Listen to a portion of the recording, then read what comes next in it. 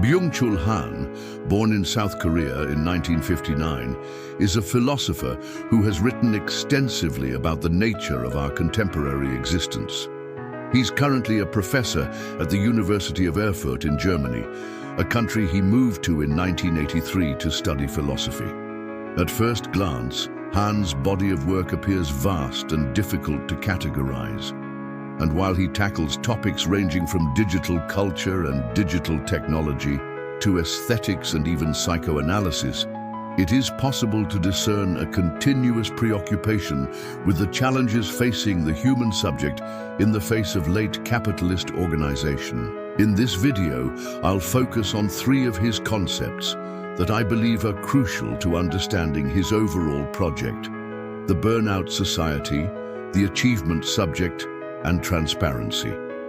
Each of these have been adapted from his books to form part of a larger argument that will hopefully make sense as we progress. So if you don't know much about Han yet, hopefully this video will serve as a good introduction to his ideas. If, on the other hand, you're already familiar with his work, then let me know what you think about my interpretation in the comments below. Let's begin. Let's start with the idea of the burnout society. Put simply, Han argues that the defining ailment of our time is not oppression, dispossession, or any other form of external constraint, but rather internal pressure. We are caught in a process of relentless self-optimization and self-exploitation, pushing ourselves to achieve peak performance in every domain of life. We measure everything in terms of efficiency, productivity, and outcome, measuring ourselves against others and always falling short of our own expectations. Han traces this tendency back to the advent of neoliberalism, which transfers the disciplinary mechanisms of the state onto the individual psyche. No longer are we disciplined by external authority, but become absorbed in a logic of self-discipline, constantly striving to improve, upgrade, and compete. This creates a sort of neoliberal psychopolitics where we are both the master and the slave of ourselves. As the master, we freely choose to submit to the demands of productivity and performance. But as the slave, we are forever bound to the treadmill of self-optimization, working to achieve goals that are constantly receding into the distance. According to Han, the result is a profound alienation and exhaustion that manifests itself in the form of depression, anxiety, ADHD, and above all, burnout. Burnout is thus not just a workplace phenomenon, but a condition of the whole personality. It is the symptom of a society that has internalized the logic of capital and become addicted to the ceaseless accumulation of achievements. Yun describes this as the age of the achievement subject, who is no longer defined by what he or she is, but by what he or she does. Our sense of identity and self-worth is now contingent on our ability to perform, produce, and succeed. However, this is a precarious and alienating existence. The achievement subject is haunted by a fundamental instability. Nothing is ever good enough, and the constant fear of falling behind or failing keeps him or her locked in a perpetual state of anxiety. The price of success is high. Now, I want to emphasize that Han doesn't reject the possibility of flourishing in this context. Rather, he recognizes that many people find fulfillment and meaning through their work and accomplishments. The problem arises when this drive to achieve becomes compulsive and all-consuming.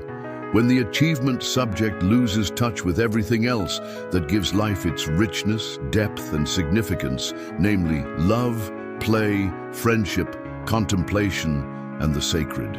These things are sacrificed at the altar of success.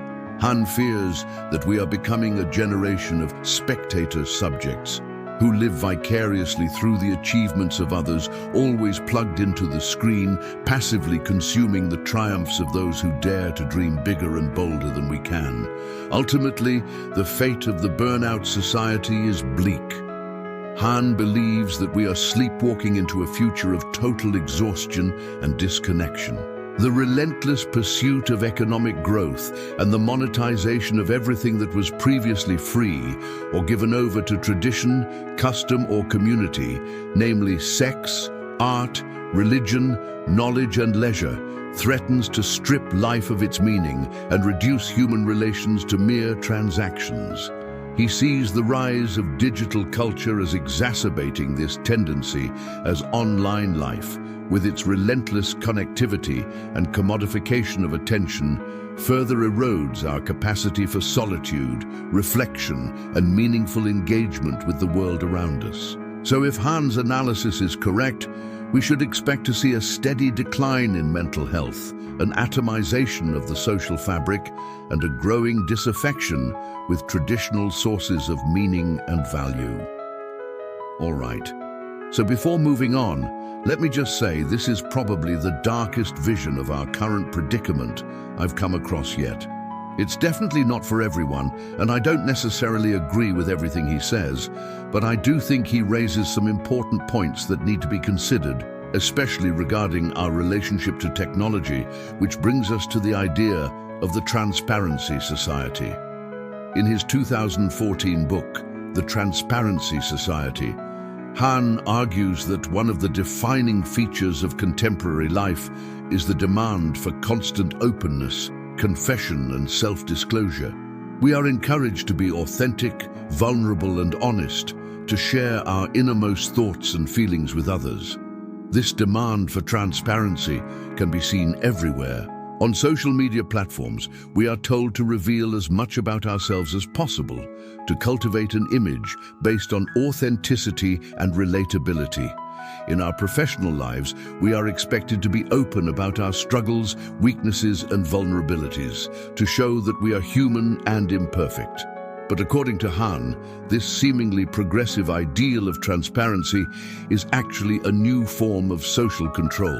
Just as the disciplinary society of the past sought to mold subjects through punishment and surveillance, the Transparency Society seeks to regulate our behavior through constant exposure and self-surveillance. The key difference, however, is that the demand for transparency comes not from an external authority, but from within ourselves. We willingly and enthusiastically expose ourselves without recognizing how this feeds systems of control and dehumanization. For Han, the effects of this are disastrous. As we become more transparent, we lose not only privacy, but also mystery, trust, and depth. Our relationships become shallower, our experiences more fleeting, and our sense of self more fragmented.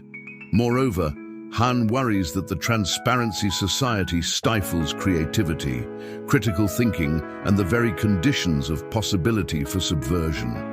When everyone is encouraged to be the same, to reveal everything, and to conform to the same standards of authenticity, there is little room for difference, dissent, or opposition. So, in a transparency society, conformity is the norm, and deviance is stigmatized. Those who refuse to conform are pathologized as mentally ill, socially inadequate, or even politically incorrect. As a result, the possibilities for collective action and social change become increasingly limited. And that brings us to a third concept that is absolutely crucial to understand: Han's take on what he calls digital life. Now, this isn't really a concept per se, but more of a lens through which he analyzes the impact of digital technologies on our subjectivity and social relations. As I mentioned earlier, Han is deeply concerned with the effects of digital life on our capacity for contemplation, solitude, and the cultivation of the inner life. In his 2017 book, The Burnout Society, Han criticizes the illusion that digital technologies liberate us and put us in control of our own destiny. Instead, he argues that they ensnare us in a logic of connectivity, distraction, and instant gratification. Social media platforms, streaming services, and mobile devices hijack our attention and fragment our consciousness, turning us into what he calls click activists. We click on links without really reading what they contain. We watch videos without really seeing them. We scroll through our feeds without really engaging with what's in front of us. Han is worried that this digital numbing is leading us away from genuine human experiences towards a world of virtual substitutes. It's reducing our capacity for empathy, compassion, and love.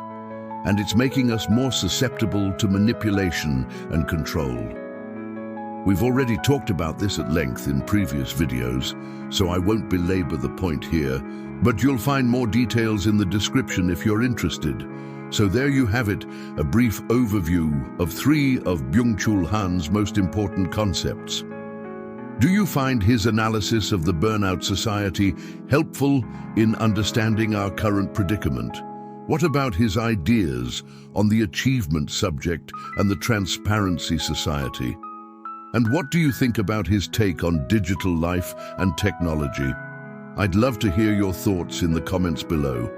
If you enjoyed this video, please consider supporting the channel. Until next time.